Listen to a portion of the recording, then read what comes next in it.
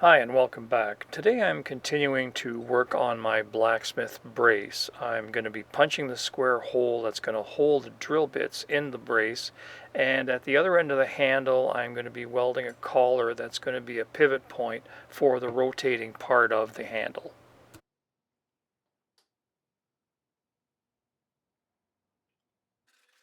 So the first thing I want to do today is just do a little bit of straightening up. I've got a few little bends and the tapered square section at the end has a slight curve to it. So I'm just going to try to straighten all that out before I start drilling and punching the hole.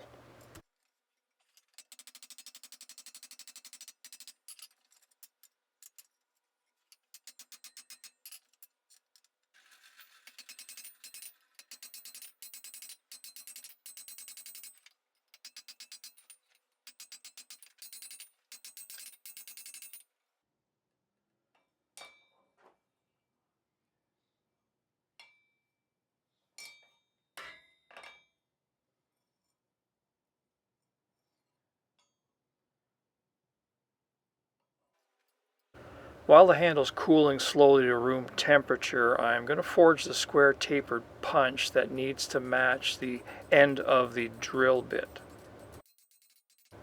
I'm making this punch out of spring steel because I need the edges of the punch to stay sharp while I'm drifting the hole, but it doesn't have to be heat treated, it just needs to be made out of a tougher steel. I'm a little bit further along here and I've already drilled a pilot hole through the chuck. I started off by drilling all the way through with a drill bit that matches the small end of the taper, and then I followed that up with a drill that matches the large end of the taper, and I drilled part way through. So that process removes most of the material and it'll allow me to drift the hole fairly easily. This process won't give you a taper that has perfectly smooth sides, but all I'm really after is the chuck to fit the large and the small end of the drill bit. If you get a good fit at those two ends of the drill bit, then you're going to have all the torque you're going to need to turn the drill bit. And as you can see, you remove the drift by clamping it in the vise and then hammering the handle away from the drift. And then you just continue this process until you get the size of the hole that you need. The key is not to try to do too much in any one heat. Just hammer the drift in a little bit with each heat, that way it won't distort or heat up too much and you'll be able to drive it off very easily and continue on with the next heat.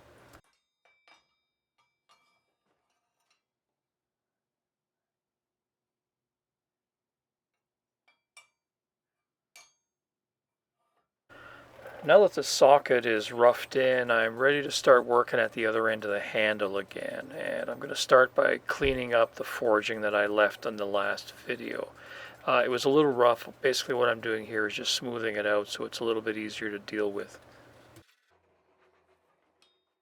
Here I'm just forging a piece of round bar down to a square cross section so that I can use it to make a collar and weld it onto the end of the handle. This collar is going to be the bearing point for the part of the brace that rotates in your hand while you're turning the handle. You can make it out of just about anything. It doesn't really need to be that large.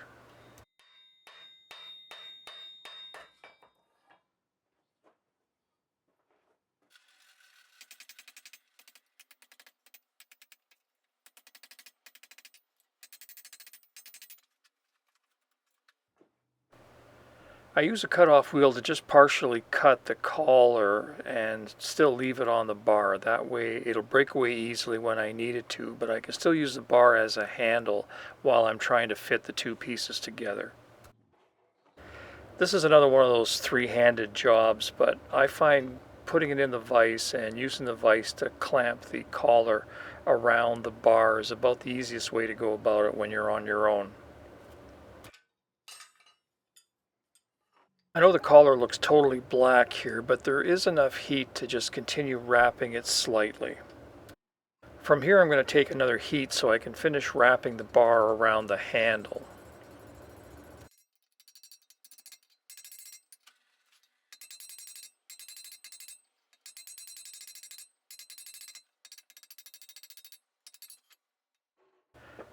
When you're welding something like this, you need to bring it up to a welding heat very, very slowly. Don't be fooled by what's happening on the surface of the bar, because what you're welding is on the inside. So it takes a surprising amount of time to get the heat right through the entire cross section of that bar.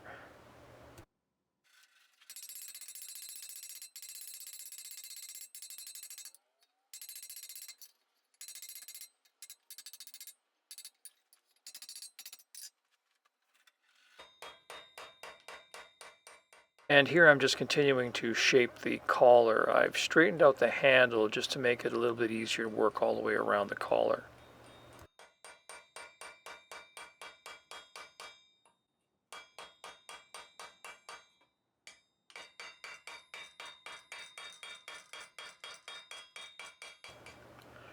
I'm going to be using a bolster to shape the top half of the collar, and this will also give a flat base to the bearing surface that I need. I'll be doing the rest of the shaping with a grinder or a file, but this just creates a nice transition between the handle and the collar, and by forging it in, it saves a lot of time. The collar does look a little off-center, but it's actually the handle that's a little bit lumpy in that area, so it'll clean up fine. And the last thing that I need to do today is to put the bend back in the handle and line everything up, and then forge out the end of the handle so it's as round as possible.